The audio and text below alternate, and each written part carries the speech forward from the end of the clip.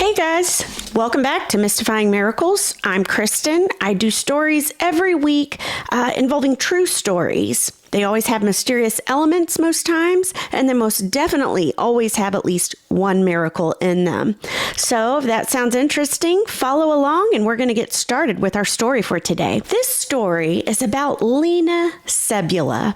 And let me tell you something. Her story, oh my gosh, it's miraculous indeed. She was born and raised in Ukraine. Her family, they were very poor. Both of her folks were alcoholics. Therefore, due to that, their marriage was never really thriving. Anytime they would get a decent paying job, immediately pretty much it would be lost soon thereafter. Bills were mounting up. The Ukrainian government ended up shutting off their water, their electricity. There were bugs all over the place. And to add to that, there was black mold where they were staying. So it was just not a good environment. Also, Lena remembers many times just pure starvation as a child because there was no food, most of the time in the household. And on top of all that, guys, there were always strangers coming in and out of the house, people she didn't know, people that would partake in alcohol and drugs with her parents. And you can just imagine this scenario right off the bat. And before I get deeper into the story, just fair warning, it does have some more adult-themed elements that she had to go through. So definitely not a story for children, or if you're sensitive to that kind of subject matter. I did want to put that out there before I get deeper into Lena's story. So Lena's parents, not good parents. They never protected her with all these strange people coming in and out at odd hours of the night. And Lena, she states that she was drugged and raped repeatedly throughout those years during her, childhood years. About a month before her 15th birthday, Lena woke up with just awful abdominal cramps. She didn't know what it was, and she wouldn't find out till a little later that she was pregnant and she was going into labor. And unfortunately, after the baby was born, I think it was about 3 months or so thereafter, the baby died of health complications. You can imagine, poor Lena's state of mind at this point in her life. To ease the pain, she did what most folks would do in that situation, unfortunately. She turned to booze, drugs, alcohol, because it was the only thing she knew and could get her hands on that would take away all that pain that she was feeling. This was just a very low point in Lena's life. And she even started experimenting with heroin too at the time. And it was about that time when she did that she met a woman. She didn't know this lady, but the lady was just kind and sweet, almost took her under her wing and took her back to the house and gave her sweets and coffee and something. I'm sure I'm trying to think of what was going on in Lena's mind, but for the first time, she was probably feeling loved and accepted, and she loved that. Who wouldn't? The woman had a conversation with Lena one day, and she said, "Look, I can get you a job." Well, this excited Lena. She had already gone to the lowest of lows, and she was ready for a change. So hey, she was all for it. And at this time, Lena was still on drugs when she was with this woman that took her under her wing. So that was still in place. She was still drugged, but she did want a job. But the lady never went into specifics about the job or what it was at the time.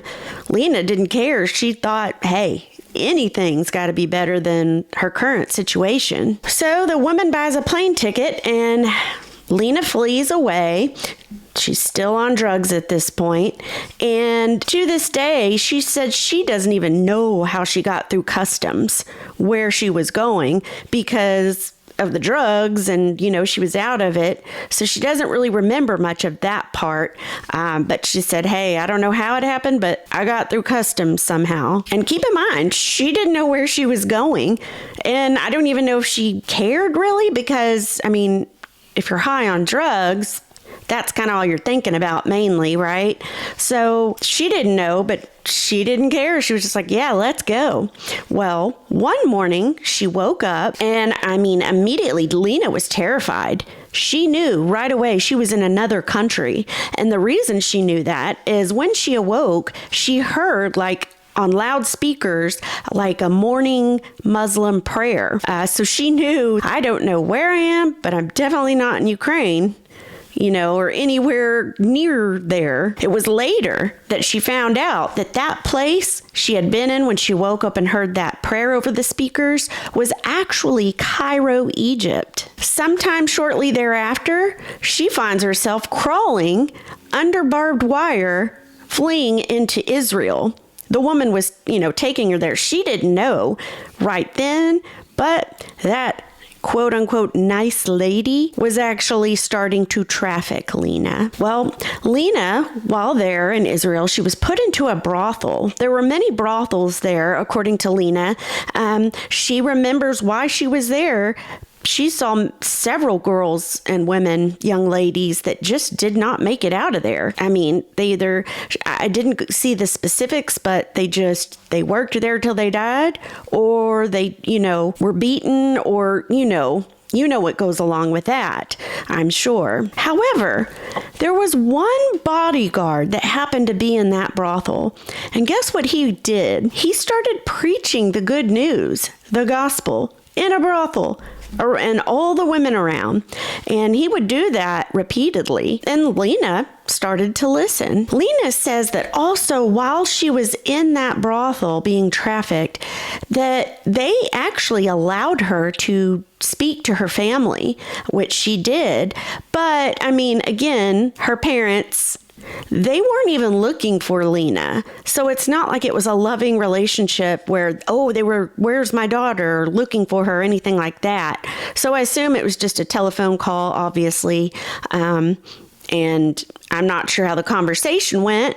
All I know from her story is that she was allowed to contact them while in the brothel. Well, several years go by, and that bodyguard, he was there the whole time. And he was always preaching the gospel, always.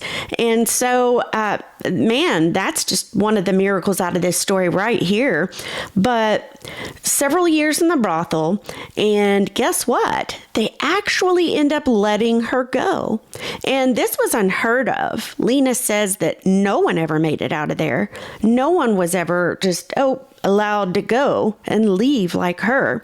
Now, it wasn't like she woke up one day and said, okay, you can go. I don't know all the specifics, but I know from her story, she had to pay, I don't know if you would call it a debt, but she had to pay off, even though she was being trafficked. Any money that she made, she had to pay back to them. And I'm not sure exactly how that worked. I just know that from her story. Well, Lena was ecstatic, right? When she found out she was able to go home, she was like, wow, this never happens. So she was getting excited about what she was going to do when she got back home. She wanted a normal life. She wanted to just be happy and free. When she flew back, she got there, and unfortunately, it was kind of like, well, what now? She had no clue. She never had any training or career jobs or schooling. She just didn't know. So, unfortunately, she went back to all she did know, which was selling her body for drugs, trafficking, all that sort of thing. And she sold drugs. Lena ended up being the number one drug dealer in the Ukraine. And again, like I said, that was all she knew. To survive. So that's what she had to do at the time. Well, you can tell that this wasn't a safe way of living, right? She was very aware that, hey, I can overdose at any time accidentally, or I could get put in jail or killed. She was very cognizant of that. She did know.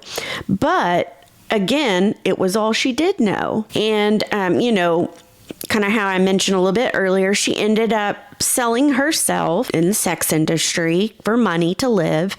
And in doing that, it ended up bringing her to Canada. And sometime in Canada, it was there where Lena just, I don't know what you would describe it as, just a will to like, hey, I can make a life for myself, that I don't have to do this kind of work, you know? And she ended up getting out of, selling her body for money and drugs. And she went to a shelter there in Canada. There, she learned English and she started to go to cosmetology school. And guess what? Wouldn't you believe it? In 2011, Lena gave her life to Jesus. And it said for the first time ever in her life, she started to know her worth. After she was saved, she started to see her identity and hey, I don't have to do all these things. Like, God loves me and wants me to flourish and be successful and live a life, serving him. And I'm sure that wasn't like just get saved and hey, it's all better. Of course, that's not how it works. It was a slow process, I'm sure. But she slowly started to gain that frame of mind. And man, what an incredible story. She is now a wife, a mother to 3 children. And she's a speaker. She has a blog, and it said she is an author and social justice advocate. And Lena, she will be one of the first ones to tell you the importance of having God and Jesus in your life. She, to this day, is just so grateful for the lessons God taught her and how she came out from where she came to where she is now. She knows, without a shadow of a doubt, that God saved her, and that in itself was a miracle. And she knows that, plain and simple, her life is definitely a miracle. I know there's more depth to her story. This is just kind of, a rundown, an overview, but I'm sure there's a lot of specifics. She's been on different podcasts and whatnot. And so you can look up her website and her blog. I will link those in the description below, so you can visit that if that interests you, and you can support her. And other than that, she also has a book. I will also link that as well. And so, yeah, that's just, I don't know what to say about that other than wow. But anyway, I hope you guys enjoyed this story today. I know it was really sensitive subject matter, but I thought it important, especially with that being a big problem in today's world. The trafficking, whether it be men, women, children, all of the above. I thought her story to go over would just be, like I said, very, very crucial and important. So thank you guys so much for watching. I do appreciate it. Remember to like and subscribe if you like these kind of true miraculous stories, and I'll see you for the next one.